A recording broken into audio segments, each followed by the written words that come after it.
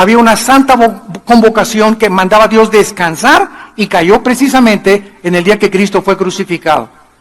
Entonces, ¿quién fue el que puso la tradición de que murió el viernes? La Iglesia romana. Pero esto es antibíblico porque entonces Cristo no hubiera cumplido la profecía de estar 3 días y 3 noches en la tumba. Muy bien, pues vamos a hablar en esta mañana acerca de las resurrecciones, plural, y el juicio final. Vamos a descubrir esta mañana cuántas resurrecciones hay en la Biblia. Dice Juan 5, 28 y 29, Cristo hablando: no se maravillen de esto, porque vendrá hora cuando todos los que están en los sepulcros oirán su voz, y los que hicieron lo bueno saldrán a resurrección de vida, mas los que hicieron lo malo a resurrección de condenación. Vamos por orden. La Biblia menciona aquí 2 resurrecciones. Una resurrección es para las almas o los espíritus que siguieron a Cristo de Pentecostés a nuestros días. Vamos a ver que antes de Cristo de la cruz, los santos del Antiguo Testamento van a resucitar hasta el final de la gran tribulación. En el arrebatamiento, en el rapto de la iglesia, solo de Cristo de Pentecostés, a los que están en Cristo vamos a resucitar. Lo vamos a ver con calma. Pero aquí hay 2 resurrecciones, la de salvación y la de condenación. Ahora, esta resurrección de todos los justos tiene en la Biblia bastantes divisiones, porque vamos a ver que Cristo fue el primero en resucitar. Después, la segunda resurrección fueron los que se levantaron de las tumbas. El día que Cristo resucitó, se les aparecieron a muchos. Después, la tercera resurrección va a ser el arrebatamiento de la iglesia, es la tercera resurrección. Cristo la primera, la segunda las primicias, el arrebatamiento la tercera. Después vamos a ver en la tribulación los 144,000 que van a resucitar. Después los 2 testigos que van a resucitar. Después los que van a resucitar al final de la tribulación y los que van a resucitar al final del milenio, que son los malos, en el juicio del gran trono blanco, que lo vamos a ver, y van a ser juzgados por Dios por toda la eternidad. Muy bien. Vamos a Apocalipsis 20, y hay un versículo que ha puesto de cabeza a la mayor parte de los teólogos. El otro día oí en televisión a un teólogo, de cierto grupo cristiano, que dijo lo siguiente, Apocalipsis 20, versículo 4 y 5. Y vi tronos, y se sentaron sobre ellos los que recibieron facultad de juzgar. O sea, no todos los cristianos vamos a sentarnos en tronos. ¿Qué es un trono? Es un lugar de autoridad, es un lugar de poder, es un lugar de gobierno. Y acuérdense que la Biblia nos muestra claramente que cuando nosotros muramos, va a haber diferentes clasificaciones de rangos, va a haber en la otra vida generales, coroneles, capitanes, cabos, tenientes y soldados rasos entre nosotros. De ahí la exhortación: no se cansen de hacer el bien, no se cansen de sembrar, no desmayen, anímense, porque vuestro trabajo no es en vano. Entonces, estos tronos están reservados para los vencedores. ¿Quiénes son los vencedores? Escúchenme con mucho cuidado: los que comenzaron a conquistarse a ellos mismos. Para que yo pueda vencer a Satanás y al mundo, tengo que conquistarme a mí mismo primero. Y estas pasiones dentro de nosotros, sexuales, de alcoholismo, de drogas, de hacer dinero, de vanagloria, de soberbia, de avaricia, de todas estas cosas, tenemos que hacerlas morir. Y cuando comienzas a hacer morir dentro de ti ese ego que traemos, con el cual tenemos que luchar, y comienzas a matar el ego dentro de tu vida, comienzan a ser un gigante dentro de ti espiritual. Y entonces el diablo, ¿verdad?, no tiene parte contra ti, no hay ninguna forma en la que se te pueda meter. ¿Por qué? Porque estás bajo el amparo y la sombrilla de Dios. El que habita al abrigo del Altísimo morará bajo la sombra del Omnipotente. Dicen Hebreos, el que vive cerca de Dios, vivirá protegido por Dios. Entonces, cuando nosotros comenzamos a vencernos a nosotros mismos, a vencer la impureza sexual, a vencer la gula, a vencer todos esos pecados, el egoísmo, el vivir para mí, el no importar por la gente, comienza a crecer un gigante espiritual dentro de mi vida. Cristo comienza a manifestar y usar nuestro cuerpo a través de nosotros, y entonces tenemos victoria contra Satanás, y el mundo ya no nos atrae. Ya no nos engaña el mundo con las riquezas y la vanagloria de la vida y el aplauso, etcétera, etcétera, porque esta es la parte más difícil a la que se enfrentan los seres humanos. Vean ustedes el proceso. Dios nos sacó, número uno, nos rescata de la esclavitud. Éramos esclavos del pecado. Nos saca de ahí Dios, nos abre la puerta de la cárcel donde estábamos y nos saca. Número dos, nos lleva al desierto de la prueba. Nuestra fe tiene que ser probada. Tiene que verdaderamente, las pruebas manifiestan si eres o no eres hijo de Dios. Si ahorita se te acaba el negocio, o te abandona la esposa, o te abandona el esposo, y te comienzas a hundir, significa que esa fe que tenías no era la fe bíblica. No tenías un cimiento sólido. Estabas parado sobre arena, y vinieron las lluvias y los vientos, y tu vida se fue al suelo, tu casa se fue al suelo, porque no estaba sobre la roca. Entonces nuestra fe tiene que ser probada.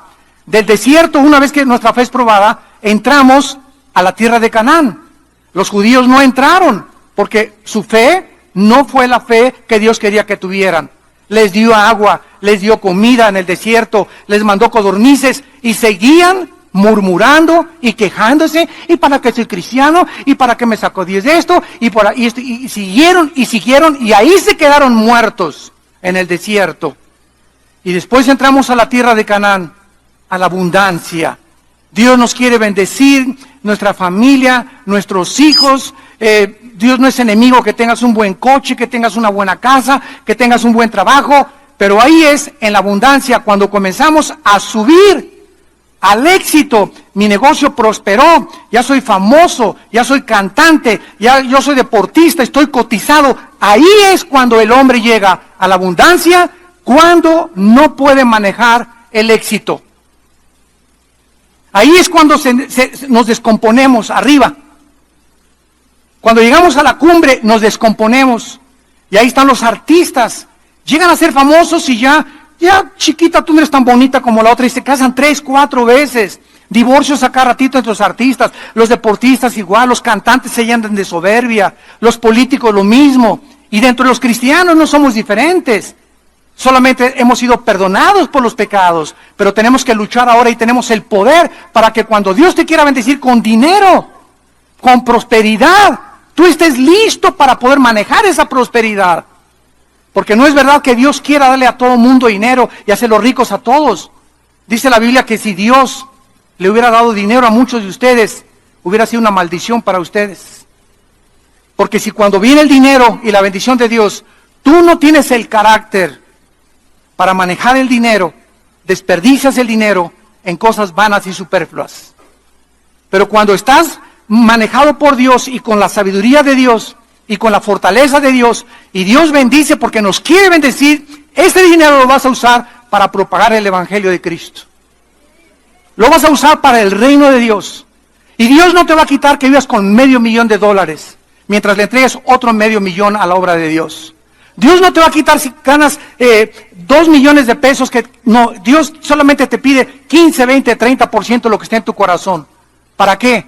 Para que no te hagas avaro ni pongas el dinero como un ídolo.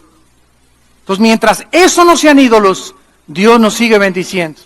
Y por eso muchos de ustedes, amados santos de Dios, se quejan. Ay, ya viste ese hermano, se compró un carro nuevo, y ya viste la hermana, hasta de China poblana anda vestida. Y ya viste, hermano, la casa tan bonita que tiene. Y tal vez esas personas son personas que son generosas con Dios. Y por eso Dios las está bendiciendo. ¿Quiénes son los que quejan? Los que nunca dan. ¿Quiénes son los que se quejan? Los que nunca dan nada a la obra de Dios. Entonces, es importante que entendamos esto. La abundancia es peligrosa cuando no tenemos el carácter para manejar lo que Dios nos da. Entonces, estos tronos de Apocalipsis 24 son cristianos que fueron vencedores, vencieron sus pasiones. Dichoso el varón, dice Santiago, que vence la tentación, vencieron el mundo, vencieron a Satanás, merecen reinar, gobernar por toda la eternidad con Cristo. Y vi las almas, dice, de los decapitados. El anticristo usará la guillotina.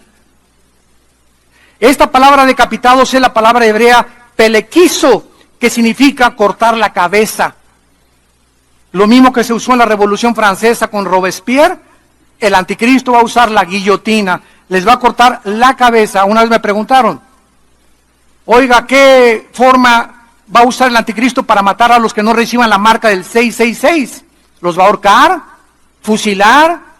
¿Les va a inyectar una inyección letal? No, la Biblia dice, les va a cortar la cabeza. La guillotina se va a volver a poner de moda. Y actualmente estamos viendo ya que muchos grupos están usando, ¿verdad?, la guillotina, o sea, el hacha o lo que sea, y por todos lados estamos viendo ya descabezados, ¿verdad?, por todos lados. Ya gente descabezada, ya los criminales están quitando la cabeza a muchas personas. Entonces, las personas que se nieguen a recibir la marca van a ser decapitados por causa del testimonio de Jesús. Los que no habían adorado a la bestia ni su imagen y no recibieron la marca en su frente ni en sus manos, y vivieron y reinaron con Cristo 1000 años. Pero lo que nos atañe es el versículo 6, 5 y 6. Pero los otros muertos, ¿cuáles otros muertos? Los otros muertos no volvieron a vivir, o sea, no resucitaron hasta que se cumplieron 1000 años. Aquí vemos que hay una resurrección después del milenio, ¿correcto? Vamos bien. Esta es la primera resurrección y aquí es donde muchos teólogos se han enfrentado, diciendo que el rapto va a ser al final del milenio, que porque aquí está diciendo que esta es la primera resurrección, porque estos muertos van a resucitar después del milenio. Entonces, esto es una muy mala exégesis, o sea, una forma de interpretar la palabra de Dios, porque si es así, entonces la resurrección de Cristo, ¿dónde la ponemos? ¿En tercero, en cuarto, en segundo o en quinto lugar? Vayamos a 1 Corintios 15. Qué importante es trazar bien la palabra de verdad. Dice 1 Corintios 15, versículo 22 y 23. Y es el mismo apóstol Pablo el que nos dice el orden, la cronología de la resurrección. Porque así como en Adán todos mueren, también en Cristo todos serán vivificados. Pero cada uno, o sea, cada resurrección, en su debido orden, porque Dios es un Dios de orden. Hay un orden para las resurrecciones. Cristo, ¿qué lugar ocupa? Muy bien, Cristo ocupa el primer lugar. Cristo fue la primera persona en toda la historia, desde Adán y Eva, en haber resucitado para no volver a vivir, para no volver a morir, perdón. Antes de Cristo hubo resurrecciones en el Antiguo Testamento. Eliseo resucitó personas. Cristo resucitó a Lázaro, ¿no es verdad? Pero volvió a morir. Cristo es la primera persona que resucita sin volver a morir. Para siempre, Él es la primera resurrección. Número 2, ¿quién le sigue? Las primicias, como lo vamos a ver. O sea, esto era el resultado de la fiesta de los primeros frutos, las primicias de Levítico capítulo 23. Cuando llegaban las personas y ofrecían un manojo, tenían que entregar las primicias al sacerdote. Entonces, cuando Cristo resucita, Él es el primero y le siguen los que resucitaron juntamente con Él. Veamos en Mateo 27. Mateo 27, esta resurrección de las primicias. Versículo 51 al 53. Mateo 27, 51 al 53. He aquí el velo del templo se rasgó en dos, de arriba abajo, y la tierra tembló, y las rocas se partieron, se abrieron los sepulcros, y muchos cuerpos de sangre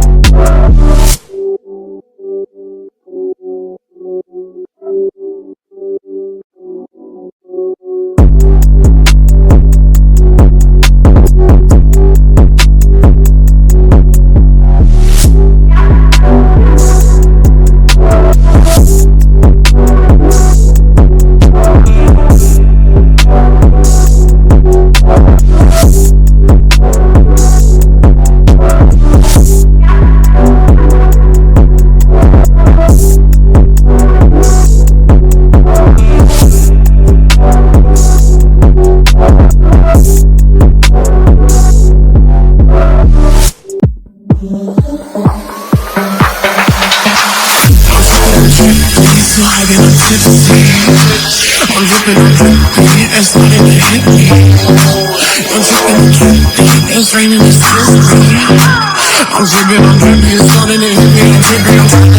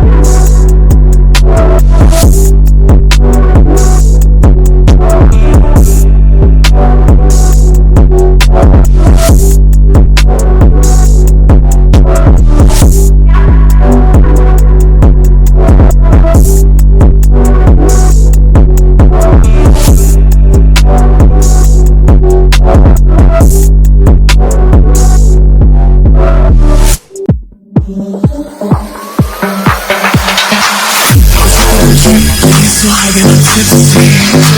I'm dripping, it's starting to hit me. I'm dripping, it's raining, it's slippery. I'm dripping, it's starting to hit me. I'm dripping, I'm dripping.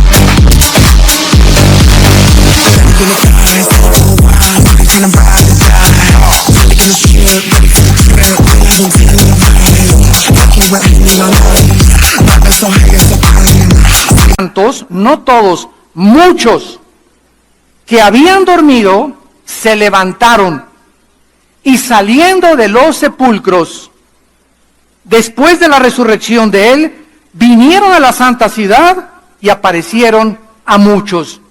Vemos pues que las tumbas de muchos de los santos que habían muerto fueron abiertas, mientras la tierra era sacudida por un gran terremoto, y estos santos se aparecieron a muchas personas. En 1 Corintios 15 dice que se aparecieron a más de 500 personas. Y este evento no se vuelve a mencionar jamás en el Nuevo Testamento. La resurrección de las primicias después de Cristo, pero es el cumplimiento de la tipología de la fiesta de los primeros frutos que encontramos en Levítico 23, del 9 al 14. Después lo leemos. Muy bien, vamos ahora a la tercera resurrección. Primera de Tesalonicenses, capítulo 4. Ya llevamos 2 resurrecciones, la de Cristo y la de los santos o los primeros frutos.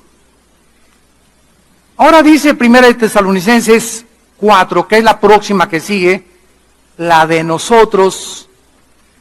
Adiós mundo cruel, ya nunca te veré. Versículo 14, si creemos que Jesús resucitó y murió, fíjense, si creemos, porque si no crees, no tienes esperanza. Si creemos que Cristo murió y resucitó, también traerá Dios con Él a los que durmieron en Él. Esto significa que la enseñanza de la secta de los famosos testigos de Jehová está equivocada. Porque ellos enseñan que después de la muerte estamos en un estado de inconsciencia. Porque se usa la palabra dormido. Pero porque se usa la palabra dormido por lo siguiente.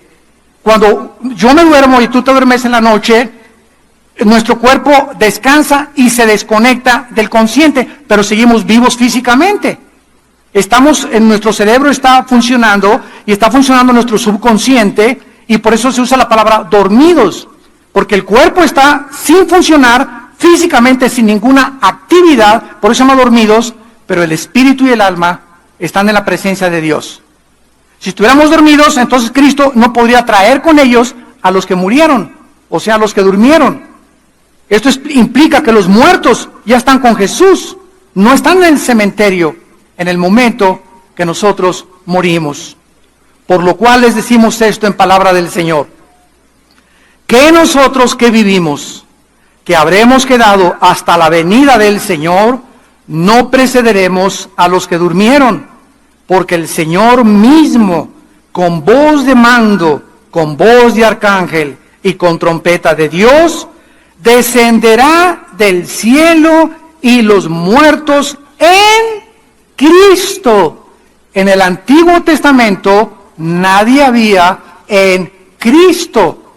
Somos pegados, ligados, identificados, amalgamados al cuerpo de Cristo por el bautismo del Espíritu Santo. 1 Corintios 12:13. ¿Qué es el bautismo del Espíritu Santo? La operación mediante la cual el Espíritu Santo nos coloca, nos hace parte del cuerpo de Cristo. El bautismo del Espíritu Santo se lleva a cabo en el momento de la salvación. Yo he ido a muchos lugares donde nos han dicho, ¿quién quiere recibir el bautismo del Espíritu Santo? ¿Verdad? En ninguna parte del Nuevo Testamento se nos invita a que recibamos el bautismo del Espíritu Santo. Se nos dice en Efesios que seamos llenos del Espíritu Santo, pero jamás en las epístolas se nos invita a que recibamos algo que ya tenemos. Esto sucedió una vez para siempre, cuando recibimos a Cristo, estamos sellados, bautizados, estamos completos, dice Colosenses 2 en Él. No, los cristianos no estamos divididos entre los que tienen el bautismo del Espíritu Santo y los que no tienen el bautismo del Espíritu Santo. Si no tienes el bautismo del Espíritu Santo, no eres cristiano. Tan sencillo como eso. Porque lo que nos hace ser cristianos es estar en el cuerpo de Cristo. ¿Y cuándo formamos parte del cuerpo de Cristo? Cuando el Espíritu nos bautiza en el cuerpo de Cristo. Pero tantas cosas, ¿verdad?, que se manejan por no conocer la palabra ni trazar bien la palabra de verdad. Veamos qué está sucediendo aquí. Versículo 17. Luego nosotros, los que vivimos, o sea, somos esta generación tal vez, los que hayamos quedado, seremos, la palabra es arpazo, con Z, arpazo, que significa ser sacado del medio súbitamente o con fuerza. Arpazo es esto, es la palabra que se usa también para el secuestro. Cuando agarras a alguien y la jalas y la escondes. Entonces, súbitamente, millones de personas en el mundo vamos a ser sacados, arrebatados, por eso se usa, con fuerza, ¿verdad? Con el poder de Dios, ¡vámonos! Y aquí se queda el traje, los zapatos, todo tu reloj, tu anillo de casado, la cartera que traías, se queda todo aquí, totalmente en el suelo. Salimos de nuestro cuerpo y mientras vamos saliendo de nuestro cuerpo va siendo transformado, lo vamos a ver, a la semejanza del cuerpo de Cristo que Él resucitó. Va a ser igualito a nuestro cuerpo al de Cristo. Vamos a verlo.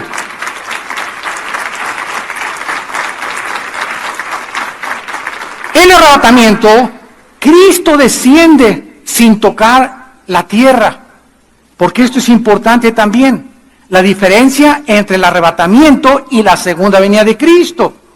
Muchos enseñan que la segunda venida es el arrebatamiento y también la segunda venida, y hay un intermedio de 7 años que se llama la gran tribulación entre el arrebatamiento y la segunda venida de Cristo. ¿Por qué? Porque cuando venga Cristo por nosotros no toca la tierra. Dice la Biblia que el Señor estará en el aire para recibir al Señor en las nubes, en el aire. Él no pone los pies cuando venga por nosotros. Hasta la segunda venida, Zacarías capítulo 14, se para en el monte de los olivos, pero viene con nosotros, ya con cuerpos resucitados para establecer su reino y vencer al anticristo. Pero en el arrebatamiento, Cristo viene por nosotros. ¿Y por qué hay una diferencia entre el arrebatamiento y la segunda venida? Escuchen, no hay ninguna señal para el arrebatamiento. Se llama inminencia. Y para la segunda venida hay muchas señales. El sol se oscurecerá, la luna se pondrá como sangre, verá la señal del Hijo de Dios. Y si nosotros no somos arrebatados antes de la tribulación y conocemos al anticristo, solamente tenemos que comenzar a contar 3 años y medio para que venga Cristo. Entonces ya no viene como ladrón en la noche. Simples verdades, ¿verdad? Y Cristo dice, vendré como ladrón en la noche. ¿A quiénes? A los cristianos. Cuando menos nos demos cuenta, por eso dice, vigilen y estén listos. Porque como ladrón en la noche puedo venir como las vírgenes, que vino el esposo y 5 no tenían aceite en sus lámparas. Entonces, en la segunda venida no viene como ladrón en la noche. No viene intempestivamente. Va a haber señales en el cielo, en la luna, y va a aparecer Cristo en las nubes. Pero en el arrebatamiento no hay señales. Viene como ladrón en la noche, a la hora que no sabemos. En la segunda venida, los que vivan en la tribulación van a saber, después de que el anticristo viole el tratado, que van a pasar 3 años y medio para la venida de Jesucristo. Si fuera así, entonces sabríamos cuándo venía Cristo y ya no tendríamos que vigilar porque sabríamos cuándo viene. Sencillo, mi querido Watson. Así le decía Sherlock Holmes, famoso detective, a su discípulo. Muy bien. Ahora veamos en Filipenses capítulo 3. La verdad que acabamos de enunciar, el cuerpo de nosotros, cuando resucitemos, porque pues ahorita a todos les debe interesar esto, ¿verdad? Me voy a parecer a Batman, o a He-Man, o a John Travolta, o a quién, ¿verdad? ¿Cómo será mi cuerpo? Nos vamos a reconocer, tendremos las mismas características. Ahorita en el tercer servicio voy a hablar de eso, el intermedio entre la muerte y la resurrección. ¿De qué forma hay un cuerpo? Si ahorita te mueres, por ejemplo, te mueres hoy en la noche, te petateas hoy en la noche, cuelgas los tenis hoy en la noche, ¿qué cuerpo tienes al subir al cielo? Porque todavía no viene Cristo, o sea, la resurrección es hasta el rapto, ¿correcto? Entonces, antes del rapto, ¿qué cuerpo tienen ahorita los que han muerto en Cristo? De la cruz a nuestros días. En el tercer servicio lo voy a explicar. Vamos a ver ahorita el cuerpo que nos atañe ahorita. Dice en Filipenses 3, 20 y 21. Nuestra ciudadanía, Filipenses 3, 20 y 21, está en los cielos. De donde también esperamos, estamos esperándolo, al Salvador, al Señor Jesucristo, el cual transformará. Metas schematizo en el griego, metas schematizo, que significa cambiar de forma. Cuando Cristo fue enterrado y a los 3 días resucita, ¿a quién se parecía? Me los voy a dar de la A a la Z. ¿A quién se parecía Cristo cuando resucitó? Él era. Tenía la misma cara, la misma estatura, ¿correcto? Pero su cuerpo había sido transformado. Las características moleculares y celulares del cuerpo de Cristo resucitado ya no estaban bajo las leyes físicas, la ley de la gravedad, la ley de las matemáticas, la ley de la electricidad, la ley del electromagnetismo, de Kepler, de Newton, de todos estos grandes físicos que descubrieron estas leyes, de Galileo, de la primera y la segunda ley de termodinámica. Cristo no estaba sujeto ya a ninguna de las leyes que rigen el universo actualmente y que nos rigen a nosotros. Gracias a estas leyes, los científicos pueden predecir cuándo va a ser un eclipse, cómo puede el cohete que salga de Cabo Cañaveral llegar a la Luna, si la Tierra está dando de vueltas, cómo dispararlo para que llegue exactamente. Todo esto lo calculan por las leyes que existen físicas del universo, las cuales Dios estableció. Entonces, cuando resucitemos, ya no vamos a ser afectados por estas leyes, porque van a haber leyes diferentes. Cristo no, porque resucitó hace 2000 años, cuando estas leyes existían. Por eso Él pudo volar. Lo vamos a ver que ascendió. La gravedad no afectó su cuerpo, y nuestro cuerpo va a ser igual al de Él. Lo dice aquí. Muy bien. Nuestro cuerpo va a ser transformado, cambiado de forma, pero vamos a ser los mismos, pero guapos. Y bonitas las muchachas. O sea, si naciste con orejas de papalote, ¿verdad? Vas a tener ya orejas, si naciste con una nariz, o sea, pero nos vamos a hacer nosotros, pero ya bien hechos. Todos hemos nacido, ¿verdad?, defectuosos. Todos tenemos algo. Alguien quiere ser más alto, más bajo, etcétera, etcétera, menos grasa aquí. Pero vamos a ser nosotros con el cuerpo, como lo vamos a ver. Cuando Samuel fue sacado por Saúl, ¿se acuerdan? En segunda de Samuel, cuando fue sacado del Sheol, ¿se acuerdan que salió de la tumba y espantó al rey Saúl? Pero Saúl reconoció que era Samuel, porque antes de la cruz los cuerpos no habían sido cambiados, estaban en el Sheol con el mismo cuerpo con el que habían muerto, pero con un cuerpo que no estaba sujeto a la destrucción. Ya no estaba afectando la segunda ley de la termodinámica a los cuerpos que estaban en el Sheol. Y los cuerpos que están ahorita en el infierno, eres tú. Si vas al infierno en la noche, vas a estar tú en el infierno, pero tu cuerpo va a ser el mismo, pero indestructible. No resucitado, pero si no te quemarías. Y dice la Biblia que los que están en el infierno ya están ahorita quemándose, o están sufriendo el dolor como si una llama lo estuviera ardiendo en ellos y van a tener sed. Entonces, esto nos habla, ¿verdad?, de los diferentes cuerpos. Qué interesante que hay antes de la cruz, después de la cruz y el estado intermedio entre la muerte y la resurrección. Ahora dice el versículo 21, el cual transformará el cuerpo, y se le llama de la humillación nuestra, para que sea semejante al cuerpo de la gloria suya, por el poder con el cual puede también sujetar a sí mismo todas las cosas. La palabra semejante es ginomai en el griego. Ginomai, que significa hecho o hecho de la misma forma, para que sea igual o hecho nuestro cuerpo a las mismas características del cuerpo de Cristo cuando resucitó. Cuando resucitó Cristo, ¿tenía sangre? Oigan, contesten pronto, no le saquen. Claro que no, su sangre, la vida de la carne está en la sangre. Su sangre fue completamente, cuando le atravesaron la lanza, dice Juan, vi una gota de agua mezclada con sangre. Los cardiólogos de la época moderna dicen que cuando la gota se mezcla de sangre con el agua es por muerte de rotura del pericardio.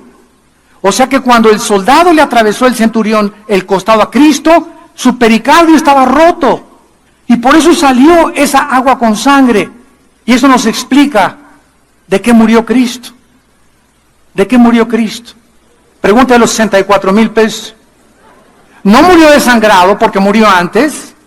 No murió de asfixia, que regularmente morían los crucificados. La laringe, ¿verdad?, y la faringe eran presionadas por el cuerpo, o morían crucificados y les rompían los huesos para que se colgara el cuerpo y se asfixiaran los condenados o las víctimas a la crucifixión. Pero a Cristo no le rompieron las piernas. Y Cristo duró de las 12 del día, que lo crucificaron, a las 3 de la tarde en la cruz. Y a las 3 en punto murió. Y la Biblia nos muestra en el Salmo 22 que su corazón se le deshizo como la cera. Cristo murió de dolor.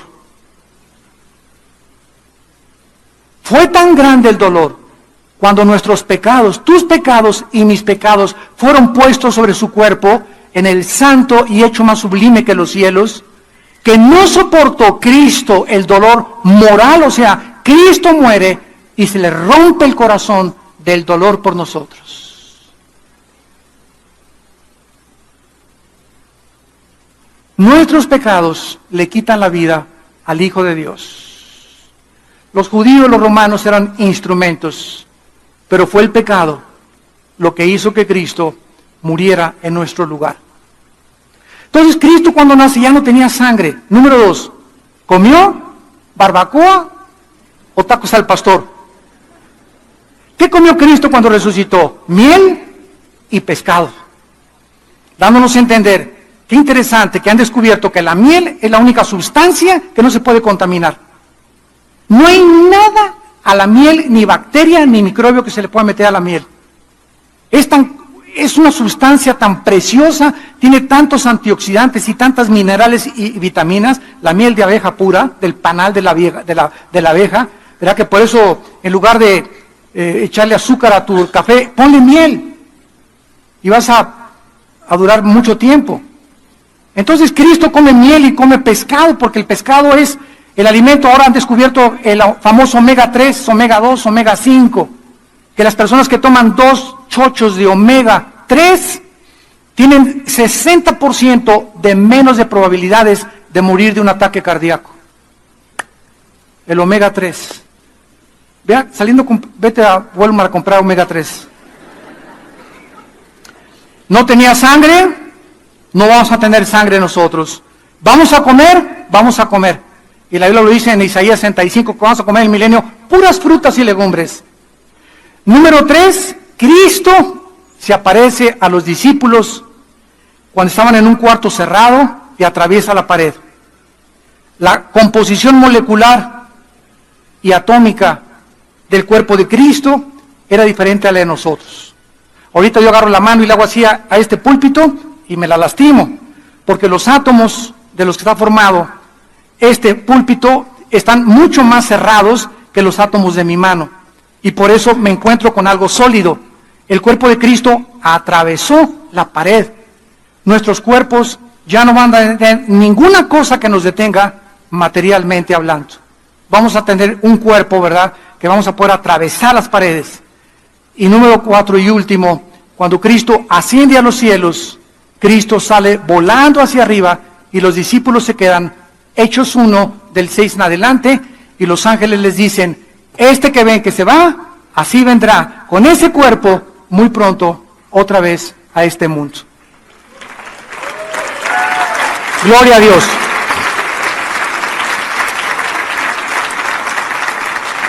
No sé cuántos de ustedes hayan soñado con volar.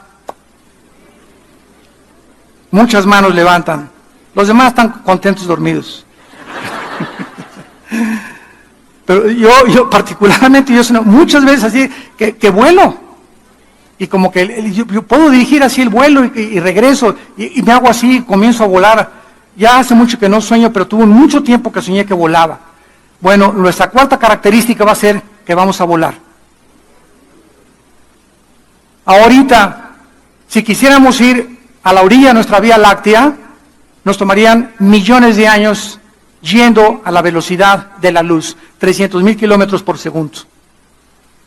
Y cuando Einstein descubrió la fórmula E igual a mc al cuadrado, que la energía es igual a la masa, o la masa es igual a la energía, dando la teoría famosa de la relatividad, Einstein estaba explicando y postulando que es imposible la conquista del espacio. Nunca vamos a llegar más allá de Marte por el tiempo y la velocidad. Entonces no tenemos ni idea de lo que estamos hablando con la guerra de las galaxias y que vamos a conquistar las galaxias, ¿verdad? Son puras marihuanadas. Vamos a la cuarta resurrección, Apocalipsis capítulo 11. ¿Y tú que te quieres quedar en este mundo? ¿Qué es lo que Cristo vino a hacer, amados santos de Dios? Nos vino a quitar el temor de la muerte. ¿Qué vino Cristo a hacer? A quitarnos el temor de morir. Hebreos 2, 14 y 15. Por cuanto los hijos participaron de carne y de sangre, Él también participó de lo mismo. Tomó un cuerpo como el de nosotros, para poder, ¿verdad?, librar a todos los que estaban temerosos de morir. Éramos esclavos por el miedo a la muerte. Y Cristo viene y con el Evangelio rompe el misterio de la muerte y nos dice: yo soy la resurrección y la vida. Y así como yo resucité y me les aparecía a más de 500 y he aquí que vivo por los siglos de los siglos, esta vida es cortísima, cortísima la vida que tenemos. Y dice Pablo, si a mí alguien me preguntara, Filipenses capítulo 1, ¿qué prefieres, Pablo, vivir o morir? Qué pregunta más tremenda, ¿eh? ¿Qué contesta Pablo? Bueno, se queda pensando, y creo que no lo pensó demasiado. Vivir sí es para Cristo, pero morir es ganancia. Y por eso la Biblia está llena, dichosos los que mueren en el Señor. Y sí, le lloramos a la mamá, lloramos a la esposa, al hijo y lo que tú quieras, ¿verdad?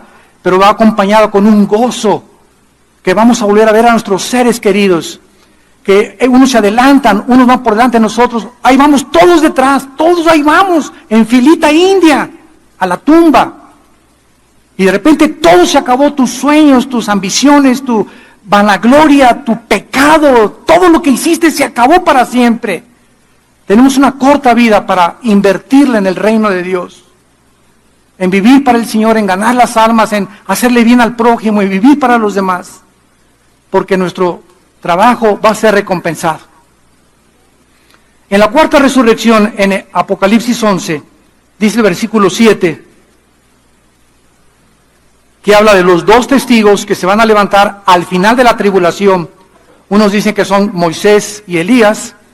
Es posible por los milagros que se repiten que van a hacer, pero en fin, cuando hayan acabado su testimonio, o sea, los dos testigos, la bestia que sube del abismo hará guerra contra ellos y los vencerá y los matará.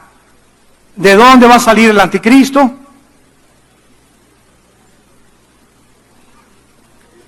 El abismo es la habitación actualmente de los demonios. Los ángeles tienen otra habitación, segunda de Pedro capítulo 2, que se llama el Tartarus, que se tradujo infierno. Hay infierno, abismo y Tartarus. Aquí en este planeta, en el centro de la Tierra, hay 3 compartimentos. Ahí están las prisiones de Dios ahorita, en este planeta. En un lado están en el infierno. En el infierno están todos los espíritus humanos. En el infierno no hay demonios ahorita. Son puros seres humanos que están esperando desde Adán hasta nuestros días ser sacados para el juicio final. En el infierno. En el abismo es la prisión de los demonios. Cuando Cristo comenzó a sacar demonios, ¿se acuerdan que le dijeron los demonios a Cristo? No nos mandes al abismo. Y se metieron a unos puercos y mataron a los puercos. Y el Tartarus, o las prisiones de obscuridad, que es lo mismo, es donde están los ángeles que quisieron pervertir la genética en Génesis capítulo 6, produciendo gigantes de 4 o 5 metros con 12 dedos en las manos y 12 dedos en los pies. Entonces, la Biblia nos muestra que el anticristo es un principado satánico que ocupó algún líder en el pasado. Muchos dicen que fue Nerón, otros que fue Antíoco Epífanes, otros dicen, ahorita la mayor parte de los teólogos creen, que el espíritu de Alejandro el Magno, Alejandro el Magno es un personaje, como ustedes no se imaginan en la historia. A los 21 años Alejandro comenzó a conquistar el mundo, a los 21 años. ¿Quién le dio esa sabiduría, aunque fue entrenado por Filipos y por todos los griegos que tenía? ¿Quién le dio la sabiduría para formar las falanges famosas griegas? Pelearon contra los persas, con la película del 33, o cómo se llama el 33, ¿no? Que pelean los espartanos, que era un grupo especial que desde chiquitos los trataban de enfrentar con lobos y con todo, para crearles un carácter en contra de la muerte y del miedo, y vencieron casi a más de 15,000 persas en la famosa guerra de las Termópilas. Entonces, los griegos tenían un conocimiento impresionante que Alejandro conquistó en casi 12 años, toda Europa del sur, toda África del norte y casi todo el Medio Oriente. Alejandro el Magno se convirtió en un homosexual, comenzó a fumar hashish y murió a los 33 años en Babilonia, que es actualmente Irak. Entonces, muchos creen que el espíritu que entró en Alejandro va a ser el espíritu que va a entrar en el anticristo. Yo no lo creo mucho porque cuando Alejandro llegó a Jerusalén, dice la biografía de Alejandro el Magno que cuando llegó a Jerusalén se le aparecieron 5 sacerdotes judíos vestidos de blanco, y la noche anterior Alejandro tuvo un sueño que se le aparecían esas 5 personas y una voz le dijo: no los toques, y Alejandro perdonó Jerusalén. Y el anticristo y Antíoco Epífanes no lo perdonaron.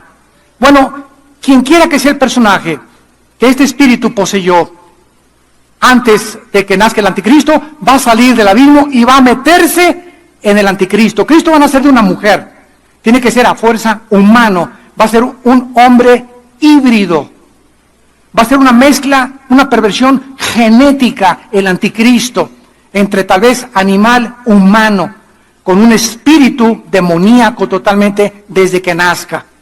Entonces, esta bestia, este hombre, el anticristo, con poderes sobrenaturales, va a matar a los testigos.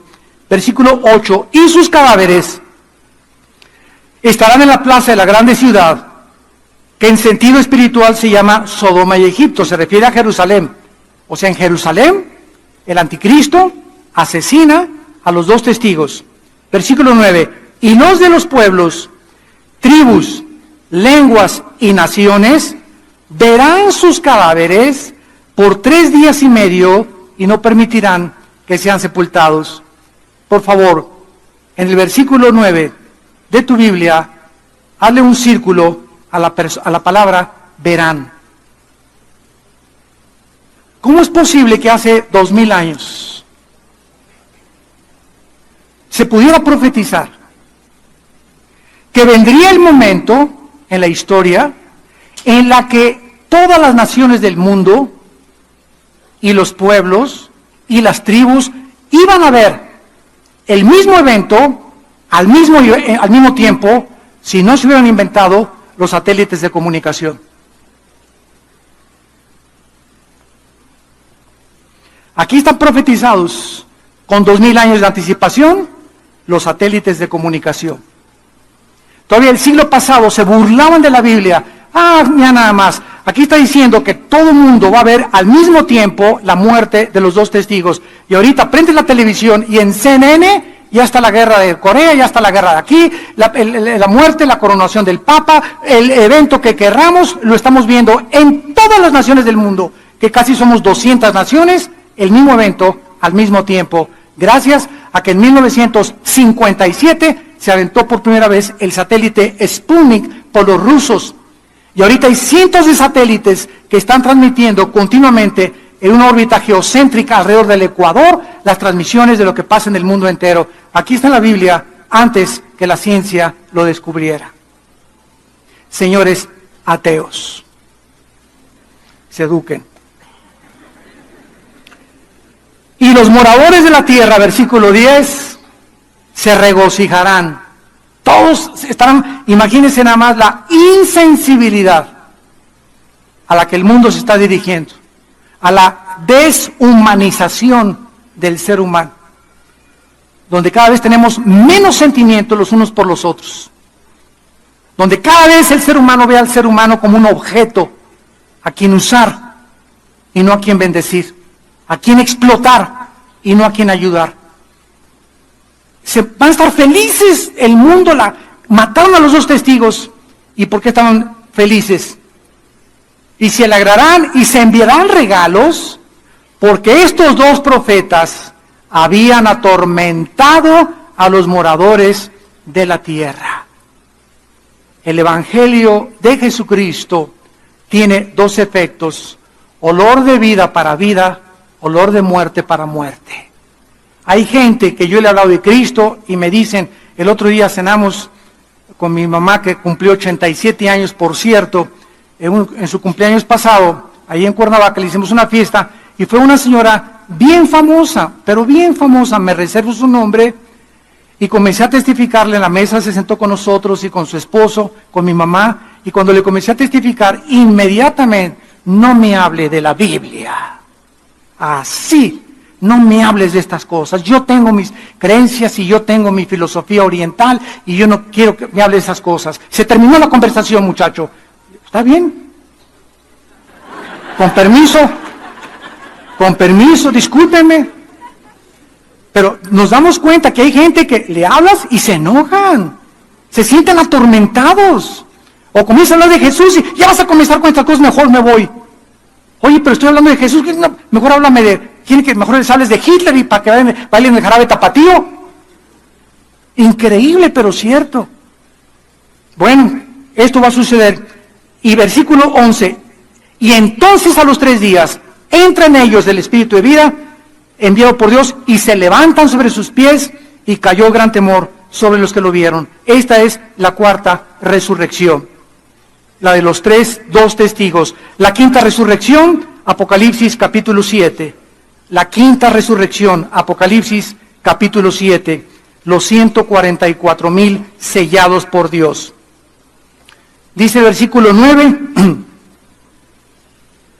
después de esto miré una gran multitud, la cual nadie podía contar, de todas las naciones, tribus y pueblos, lenguas, delante del Cordero, vestidos de ropas blancas, con palmas en las manos, clamaban a gran voz diciendo, la salvación pertenece a nuestro Señor, que está sentado en el trono. Versículo 13, entonces uno de los ancianos habló diciéndome, estos que están vestidos de ropas blancas, ¿quiénes son y de dónde han venido? Yo le dije, Señor, tú lo sabes. Y él me dijo, estos son los que han salido de la gran tribulación y han lavado sus ropas y las han emblanquecido con la sangre del Cordero. Los 144,000, con una grande multitud, tal vez de personas que ellos ganaron para Cristo, resucitarán en esta quinta resurrección. Esto no es el rapto, ¿verdad? Este evento tendrá lugar después del arrebatamiento de la iglesia. Entonces, la primera resurrección que vimos en Apocalipsis 24 y 5 no puede ser la primera después del milenio, porque la primera fue Jesucristo. Y si comenzamos el orden cronológico de las resurrecciones, nos damos cuenta en qué orden van a ir apareciendo cada una de ellas. La sexta resurrección en Daniel capítulo 12. La sexta resurrección, Daniel capítulo 12. Dice así la palabra de Dios. Entonces, versículo 2, muchos de los que duermen en el polvo de la tierra serán despertados, unos para vida eterna y otros para vergüenza y confusión perpetua. Los entendidos resplandecerán como el resplandor del firmamento, y los que enseñan la justicia a la multitud como las estrellas a perpetua eternidad. La expresión en Cristo, recordamos, es para los santos de Pentecostés al arrebatamiento. Los santos del Antiguo Testamento no es atribuido a la resurrección de la iglesia. Van a ser 2 resurrecciones totalmente diferentes. Y terminamos en Apocalipsis capítulo 20, versículo del 11 al 15, donde vemos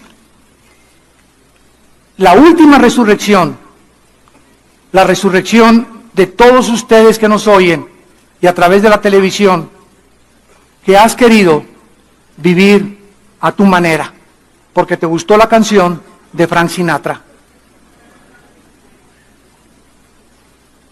Una vez me preguntaron, ¿ya sabe usted cuál es la canción que van a cantar en el infierno?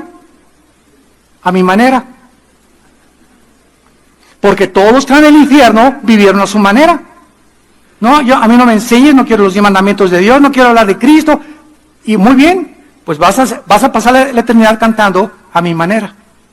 Porque a tu manera quisiste vivir. Porque el que quiera salvar su vida la va a perder. Pero el que la pierda por causa de mí, la va a salvar.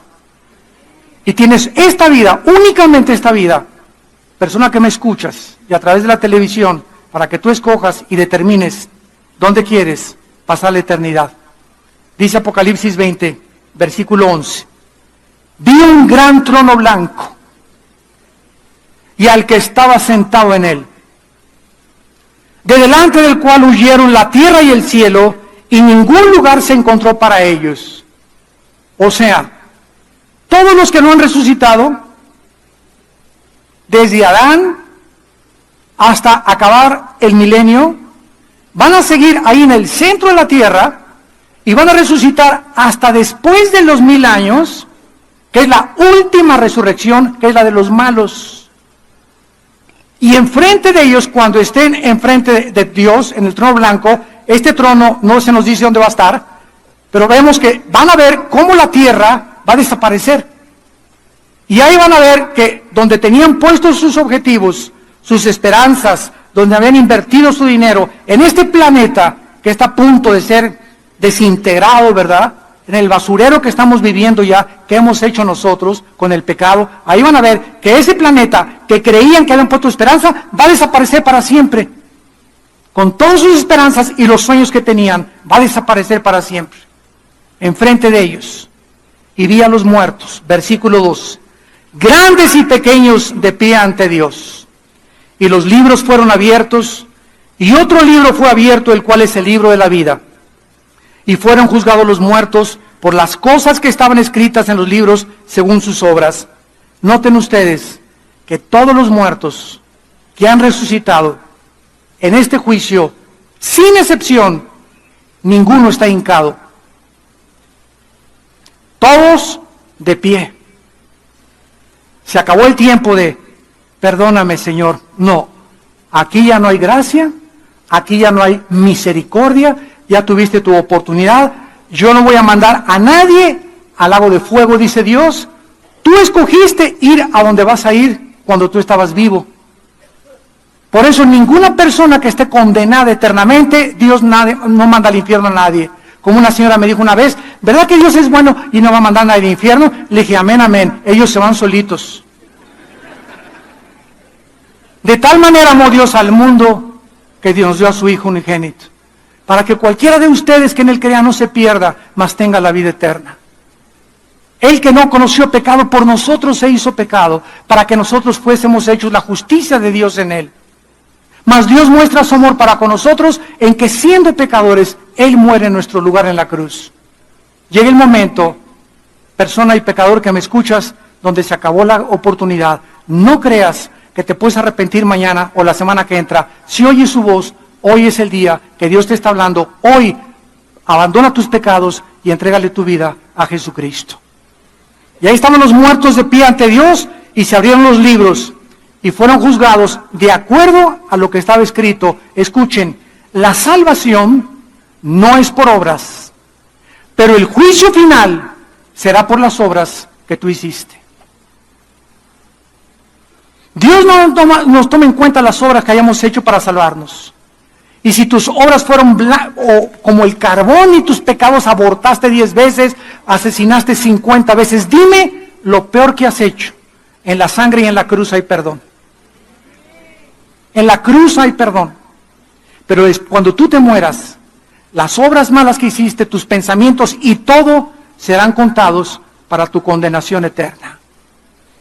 Y el mar entregó los muertos que había en él, todos los que se ahogaron en el Titanic, todos los que se han ahogado ahogados o que se los comieron los tiburones, todos los muertos que están en el mar van a resucitar.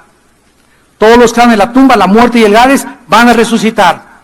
Y fueron juzgados según sus obras. Y la muerte y el infierno, o el Hades, fueron lanzados al lago de fuego. Esta es la muerte segunda,